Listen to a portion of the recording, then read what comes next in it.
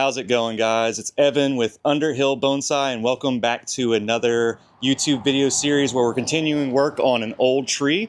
So this is the prostrata juniper that me, Guy, and Randy repotted. What was that, about 5 months ago? 6 months ago. 5 months ago. 5 months ago. We've also got a special guest with us, Carmen Leskoviansky. She's from Michigan State. University of Michigan. But I'll give you the mic and you can talk more about yourself in a moment. But a good friend of mine, met her at Michael Hagedorn's apprenticeship when I went up there to work with her and Michael. So we'll get into that a little bit more. And also, if you listen to podcasts, me and her do little things for bonsai people. So you can go over to Spotify or whatever listening platform you guys like to hear y'all podcast on and listen to it there. So I'm going to hand the mic over to Carmen so she can do an intro about herself lightly. And then Guy can go in and talk about the process of what they'll be doing today. They're both very skilled with junipers, so I wanted to get kind of like a mashup, like the young and the old kind of take and work. Yeah, we'll see how it goes. You know what I mean, Guy. I'm not trying to give you a hard time. So I'll pass it over to Carmen. Hi, I'm Carmen Leskoviansky. I'm a bonsai artist and a horticulturist over at the University of Michigan, Mathi Botanical Gardens and Nichols Arboretum. Just finished up a 3-year apprenticeship with Michael Hagedorn. This is my first time to Louisiana, and I'm super excited to be working on this tree. The only reason I had to clarify that I wasn't from Michigan State is because that's our rival college, which actually I did go to, but now I work for the rival, but we're all against Ohio State, so it's fine. So that's just a little about me. Yeah. I'm very distracted by the birds. Yeah. So I'll hand it over to you. Okay. Well, nice to meet you, Carmen. Yeah, you too. Okay. Hi there, Guy here at Underhill, working on one of my very, very old trees, a prostrata juniper. I guess most trees have a history, a story behind them, and everybody likes to hear a good story about an old bonsai. Well, this particular tree came from the Chesapeake Bay in Maryland about 30 years ago. It was out of a field just like you, Evan, with your field of dreams out there. Lynn Porter planted a field, approximately 1 acre of a field of these types of trees, junipers and pines and maples and so on, and I was very fortunate enough to get my hands on some of her old trees and turn them into bonsai. So here we are, Carmen and myself. We're right now, excuse me, pollen in the air. But we're cleaning the tree, preparing it for wiring. It's essential to, and we've gone through the tree. We're almost perhaps 2/3 of the way through the tree. We started cleaning because it's a long process, and so we're cleaning the tree out so that we can apply wire properly, and so that we can apply heavy enough wire and enough wire to accomplish our objectives, which is going to be to reorient most of these branches into more desirable positions, and hopefully at the end of the session we'll have a beautiful tree.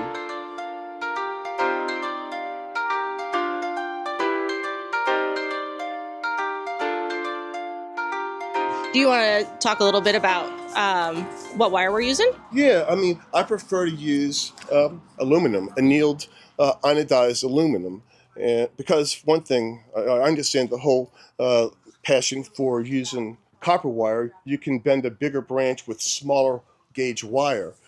However, on an old tree like this, I truly believe that aluminum, its thicker base, it covers more surface of the branch that allows me to perhaps put more bend in the branch without breaking the branch.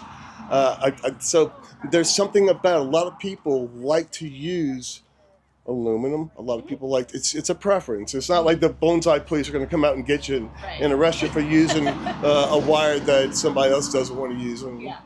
But so that's why, I mean, if I put a heavy piece of wire on there, opposed to a heavy piece of aluminum, I think I can do a better job.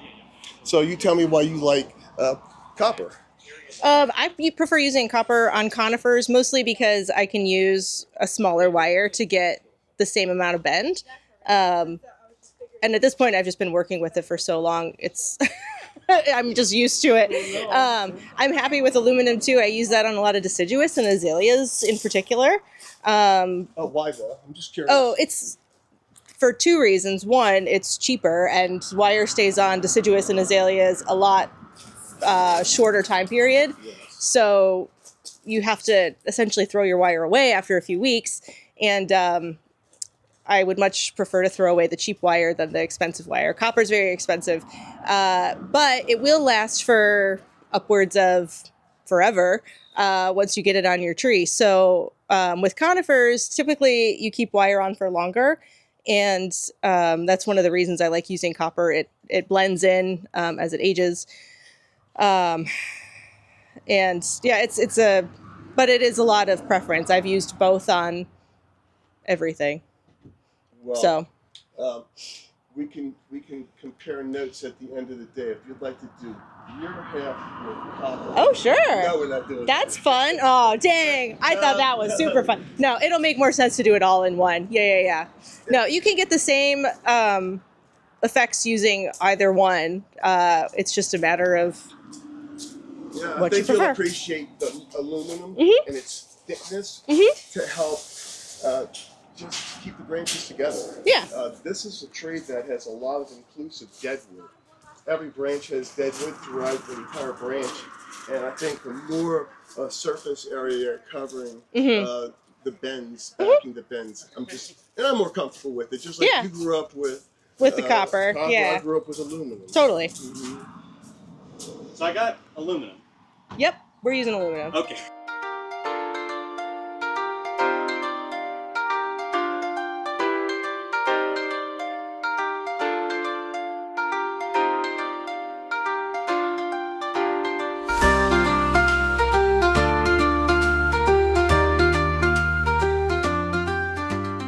First off, we both have been growing bonsai for quite some time. I'm certainly have many more years than Carmen does, and so. I am 600 years. That's right, and I'm a vampire. But there are certain rules and guidelines that I've always followed that kind of give me a roadmap to create bonsai trees. And it's the same rules as any art form, whether it's line, form, unity. It doesn't matter whether it's, sculpting, painting, architecture. It's all kind of the same thing. And so those rules are what we use. We have been taught by our teachers. My teacher being Vaughn Banting and John Naka. Jeez, that's not 6. That's like 8. That's How do we design a tree together? This is his tree, so I'm kind of taking the back seat and going along with what he has a vision for here. Offering suggestions based on what I know about junipers and based off of my teaching, but ultimately I'm letting him make the big decisions because it's not my tree. So designing together is, if it's, I'm trying to figure out how to say it. Because if it's one person's tree, they usually have a vision. So you kind of follow that. If you're co-designing raw stock, in that case, I tend to fight more about what I would prefer to do. But yeah, so, and then how do you know how to design something just from looking at it? That just takes time and experience. Looking at trees in show books, there's a lot of books, especially from Japan and other parts in Asia, of their big shows. So you can get a lot of examples of what the trees should look like.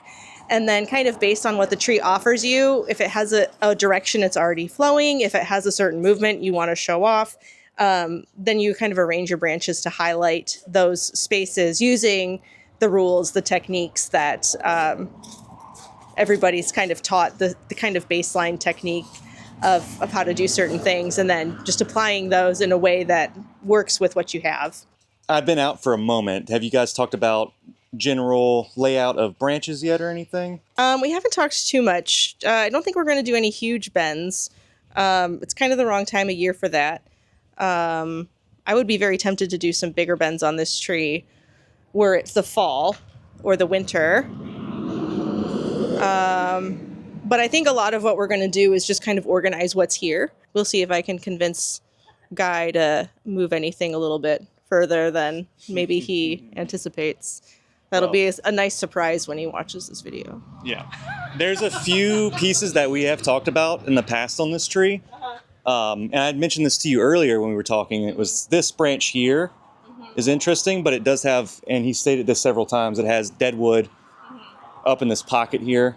It's very obvious. And of course, this branch is a little awkward, but I think it would not be a bad idea to try to move it a little bit. And then this has some play in it, so at least you can get away from this lower section here. So, but it looks like you said, getting things in order first. That's interesting, how that's laying right there. Yeah, that'll probably get twisted around. Yeah, to kind of compress it. Okay. All right, well, so it looks like you guys got plenty of wire now. Yeah, thanks. Hey, I've never seen 7.5. Yep. I have never seen that.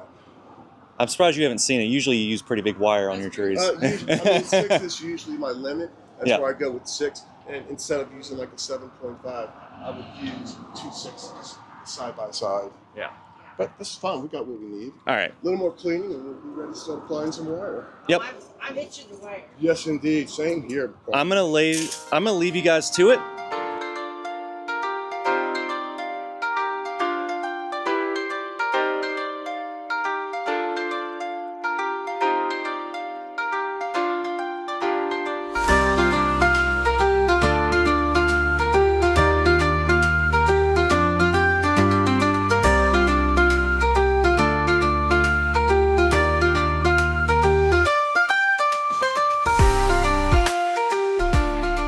If you want to push it in, I can tighten the wire. Yeah. Would that help?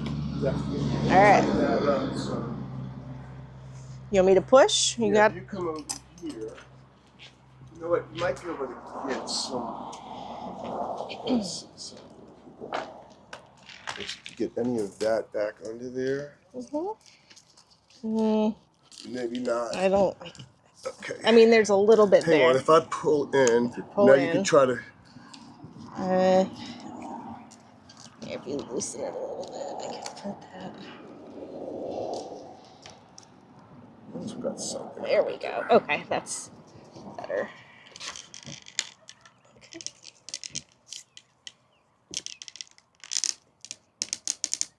How does that feel? It's that pretty feels like solid. you can handle it. Yeah, Okay. I'm gonna cut this little bit of extra off. So what we did right here is just make sure that there's some tape or some rubber under the wire so that this branch doesn't get a wound from having a wire on it for an extended period of time. Alrighty. Okay, Carmen. So look, Where do you want me to start? I'm gonna start right here. Okay. I'll start over here. So you're only. This is kind of it's a hard area. Mhm. I'm trying to think what would be best for you to be able to have access to all of that. Oh, I can reach. That's fine. I've worked And weirder do you areas. want, I mean, I'm not sure how I feel about this weak spot. I'll be gentle. Where is it weak? See here, where that lifeline is. Oh, yeah. Oh, No, yes. that's okay. I think it'll be fine. Okay. Unless you want to tighten that up a little bit. I think it's okay. You're good. Yeah, I'll be gentle with it. I feel like I still have a little too much right here. Move my phone over A little bit there. more editing and that'll be it. And I'll save that for the cheese. Yeah, I may edit as I go a smidge, but Yeah, like I'm just gonna yeah, go for it.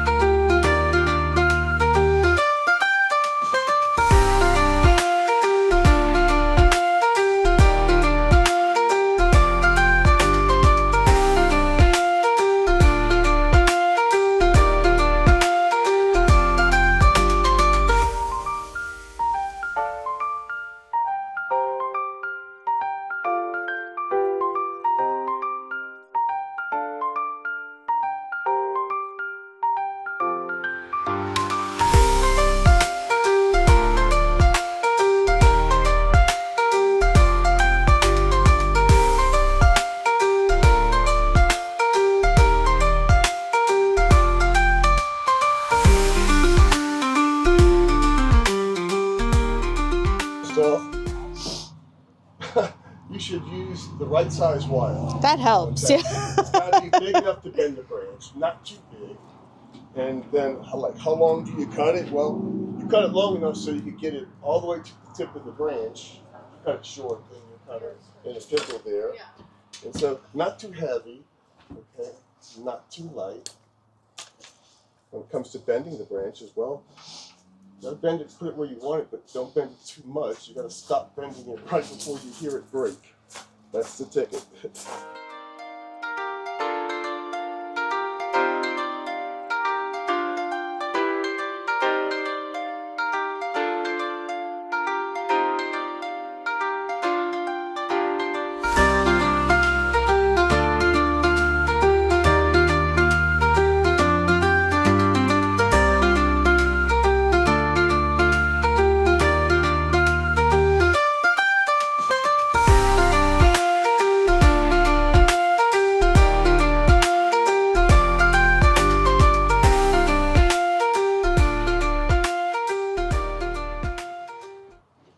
So a good way to practice wiring if you don't have a lot of trees of your own or you don't have access to somebody else's trees to wire is to cut branches off of trees in your yard, pick up sticks you see in your yard, whatever, find something kind of interesting, take some aluminum wire and practice on that. And then the nice thing about aluminum wire is you can unbend it and keep using that same wire over and over for your practicing. And so that way, if your branch breaks, it's just a branch. It's not an actual bonsai. But it's a really good way to practice moving your wires down around different branch patterns and just to get the feel of how to put it on a tree. It was one of those things that was like, once I heard that technique, I was like, oh, duh, why didn't I think of that? But, sometimes you have to hear it from somebody else before you realize those things. But it's a great way to practice if you don't have a lot of trees of your own. But nothing like the real thing. No, but at least that way you can build your confidence. And, sometimes trying to connect branches together doesn't make a whole lot of sense. So it's a good way to just kind of go slow and see what you're doing.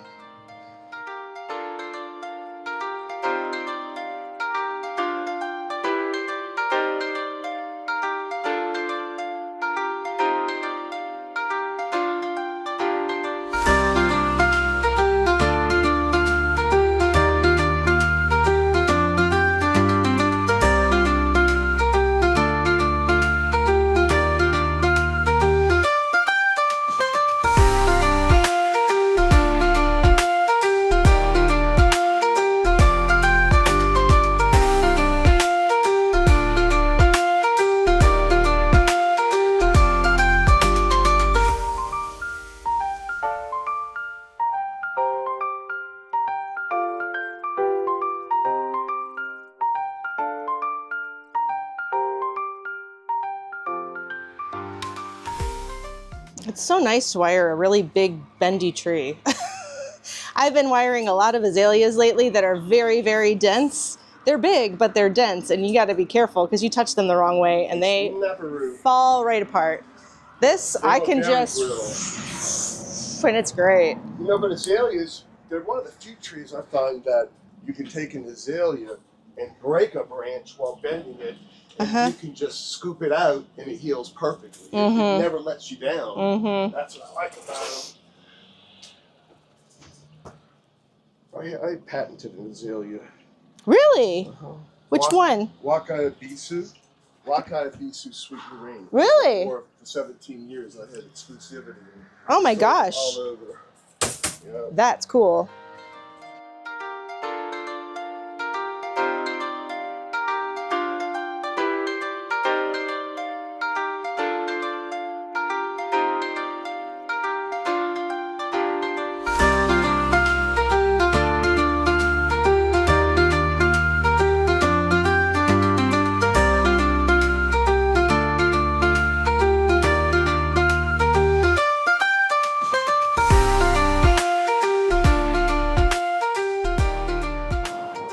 So do you have a background in horticulture since you ran a nursery, or just were in the background in horticulture?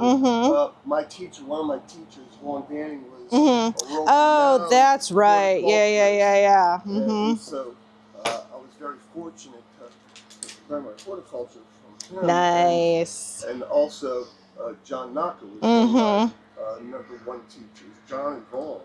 Nice. And between the two, That's a dream team right there. yeah, it really was. I was very fortunate that, for the World Day of Bonsai, May 7th, 8th, and 9th, I believe, I'm going back to D.C. to work on my old friend. Oh, that's right. Yeah. Assist me, and Evan's donated a pot for my tree. Oh, nice. So we're going to get reacquainted on my old friend, which was one of the first bulb cypress big trees we converted into a bonsai. That's so cool. So I'm excited about that. Haven't seen that tree for many moons. The guys over at the National are so much fun to work with, too. Yeah, it's been many years since I've been there, so. I think you'll like him. Michael James. Yeah, he is he's quiet, but he is so funny. Sure is. Good. I can't wait to meet him. And Andy Bello is just one of the nicest people you'll ever meet in your life. Reminds me of Evan in the friendliness and kindness. Cool, I'm looking forward to that. Yeah. I think you guys are all gonna really have a good time. Do you go up to DC often? No, I haven't been there for a long time, but Andy's came out to Portland to work with me and Michael a bit, and then I've met Michael James a few times just at shows and stuff. Funny guy.